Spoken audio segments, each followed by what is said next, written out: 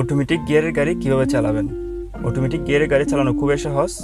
এই গাড়িতে কীভাবে গিয়ার শিফট করবেন, এখানে প্যাটার্নটি দিয়ে আছে। পি মানে হচ্ছে পার্কিং। আপনি যখন কোথাও গাড়ি পার্কিং করবেন, গিয়ার লিভারটা পিতে রাখবেন, কিংবা আপনি যখন গাড়ি স্টার্ট বন্ধ করবেন ওই সময়ও গিয়ার লিভার পিতে রাখবেন। এরপর হচ্ছে আরটা হচ্ছে রিভার্স গিয়ার, এটি হচ্ছে ব্যাক গিয়ার। আপনি যখন গাড়িটি পিছন দিকে চালাবেন গিয়ার লিভারটা আরে রাখবেন। এরপর হচ্ছে এনটা হচ্ছে নিউট্রাল। আপনি যখন গাড়ি নিউট্রাল করবেন গিয়ার লিভার এনে রাখবেন।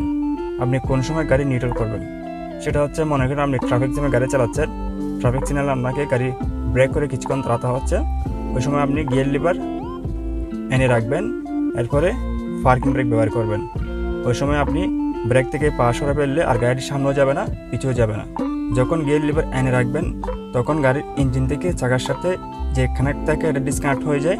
সেক্ষেত্রে উঁচু জায়গাতে যদি গাড়ি নিউট্রাল করেন, ওই সময় যদি ব্রেকে পা না দেন কিংবা পার্কিং ব্রেক ব্যবহার না করেন, তাহলে গাড়িটি পিছন দিকে যেতে থাকবে। আর যদি নিচু জায়গাতে গাড়ি নিউট্রাল করেন, ওই সময় যদি ব্রেকে পা না দেন কিংবা পার্কিং ব্রেক ব্যবহার না করেন, তাহলে গাড়িটি সামনে দিকে যেতে থাকবে। তাই আপনি যখন গাড়ি নিউট্রাল করবেন অবশ্যই সাবধানে নিউট্রাল করবেন।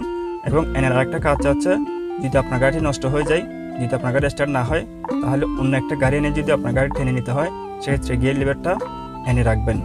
যদি গিয়ার লিভার এনে না রাখেন তাহলে আপনার গাড়িটি ধাক্কা দিয়ে সরাতে পারবেন না কিংবা অন্য একটা গাড়ি এনে টেনে নিতে পারবেন না। এরপর হচ্ছে ডিটা হচ্ছে অটো ড্রাইভ। আপনি যখন অটোমেটিক গিয়ারে গাড়ি চালাবেন অবশ্যই সবসময় গিয়ার লিভারটা ডিতে রেখে চালাবেন। আর এর পাশে রয়েছে 3। কিছু কিছু গাড়িতে ডির পাশে 4 থাকে, এস থাকে কিংবা এম থাকে। ডির পাশে যে 3 রয়েছে এটার অর্থ হচ্ছে থার্ড গিয়ার। আপনি যখন গিয়ার লিভার ডিতে রেখে গাড়ি চালাবেন ওই সময় আপনার গাড়ির স্পিড অনুযায়ী অটোমেটিক গাড়ির গিয়ার শিফট হয়ে যাবে। আসলে সব গাড়িতে গিয়ার থাকে, কিছু কিছু গাড়িতে 5টা গিয়ার থাকে, কিছু কিছু গাড়িতে 6টা গিয়ার থাকে। ম্যানুয়াল গাড়িতে আমরা first gear, second gear, third gear, fourth gear, fifth gear এভাবে গিয়ার শিফট করি। কিন্তু অটোমেটিক গিয়ার গাড়িতে আপনি শুধুমাত্র গিয়ার লিভারটা ডিতে রেখে খুব সহজে গাড়ি চালাতে পারবেন। আপনি এক্সেলারেটর চাপ দিলে আপনার গাড়ির স্পিড অনুযায়ী অটোমেটিক গিয়ার শিফট হয়ে যাবে। আর আপনি যদি চান অটোমেটিক গিয়ার গাড়িতে ম্যানুয়ালভাবে গিয়ার শিফট করতে, সেখানে ডির পাশে এই ধরনের অপশন দিয়ে থাকে। 3টা হচ্ছে থার্ড গিয়ার, 2টা হচ্ছে সেকেন্ড গিয়ার, এলটা হচ্ছে ফার্স্ট গিয়ার। আপনি 3টা তখন ইউজ করতে পারেন যখন আপনার গাড়ির ইনস্ট্যান্ট পিকের প্রয়োজন হবে। এই গাড়িতে ডির পাশে 3 রয়েছে, আর যে গাড়িগুলোতে ডির পাশে এস কিংবা 4 রয়েছে ওই গাড়িগুলো তো এই গাড়ির নিয়মে ব্যবহার করতে পারবেন। এরপর 3 নিচে 2 রয়েছে।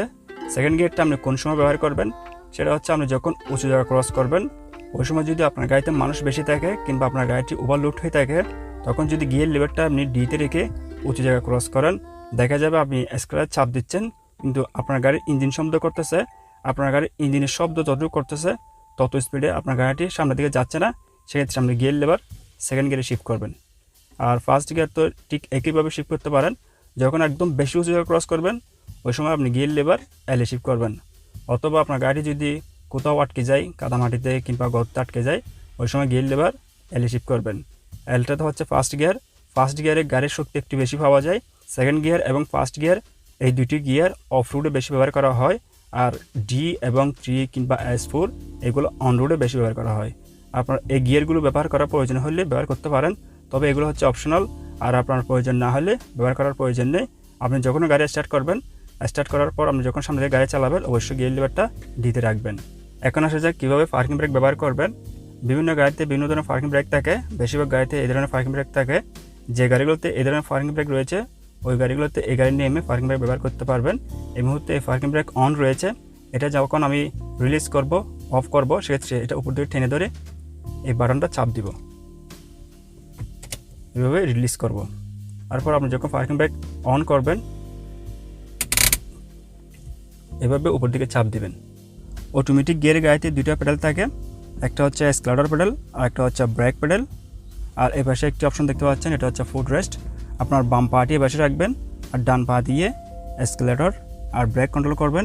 আপনি যখন গাড়ির সামনে কিংবা পেছন দিকে চালাবেন ওই সময় এক্সেলারেটর আস্তে আস্তে চাপ দিয়ে গাড়ির স্পিড বাড়াবেন। ঠিক একইভাবে আপনি যখন গাড়ি ব্রেক করবেন ব্রেক প্যাডেলে চাপ দিয়ে গাড়িটি ব্রেক করবেন।